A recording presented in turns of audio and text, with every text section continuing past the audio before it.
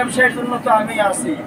কুমারখালীর আকাব্বার হোক আর কুমারখালীর মিলন হোক, এদের ঘুম আমি হারাম করেই ছাড়বো। হ্যাঁ, গতকালকে কুমারখালী 1500 ইয়াবা ঢুকছে, 750 লিটন। খুব ভালো মাল নাকি তা? হ্যাঁ, খুব প্রশংসা হচ্ছে মোংলায়।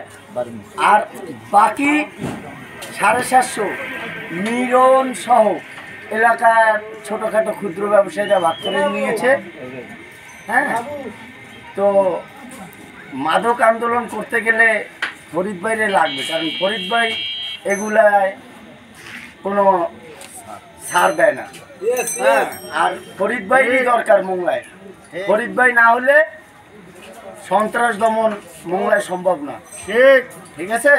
মাদক এগুলোকে আমি প্রশ্রয় দিব না, আমি এই দুর্বৃত্তায়নকে আমি প্রশ্রয় দিব না। কোন রকমের দুর্বৃত্তায়ন, সন্ত্রাস, মাদক এগুলোকে আমি প্রশ্রয় দিব না। আমি এই মাদক ব্যবসা কেমনে করে আমি রেজা মাসুদ বাইচে থাকতে এটা আমিও দেখবো, হয় মর নাই মার। ঠিক।